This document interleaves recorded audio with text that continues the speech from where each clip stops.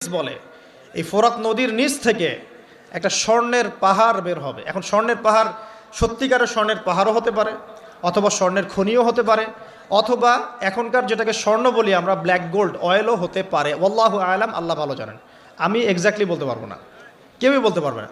নবী সাল্লাল্লাহু আলাইহি ওয়াসাল্লাম বলছেন এটাকে কেন্দ্র করে এমন যুদ্ধ হবে বিশ্বে যেখানে প্রত্যেক 100 জন কমব্যাটন বা যোদ্ধার মধ্যে 99 জন মানুষ মারা যাবে। এটা কি হয়েছে এমন কোনো যুদ্ধ পৃথিবীতে? আর কখন এতগুলো মানুষ মারা যায়? যখন এমন কোনো অস্ত্র সেখানে প্রয়োগ করা হয় যেটা প্রয়োগ করলে অল্প সময়ের মধ্যে অনেক মানুষ মরতে পারে। কথা কি বুঝতে পারছেন? অতএব নিউক্লিয়ার যুদ্ধ সামনে হতে পারে, আমি বলিনি যে হবেই। আমাদের ধারণা এবং যারা মিলিটারি অ্যাফেয়ার্স নিয়ে ঘাটাঘাটি করেন তারা প্রত্যেকেই বলেন যে নিউক্লিয়ার যুদ্ধ সামনে হতেই পারে। হইলে আপনি কি করবেন? সামান্য ইউক্রেন রাশিয়ার যুদ্ধে পুরো বিশ্ব থেমে যায়, সামান্য একটা যুদ্ধই বলছি।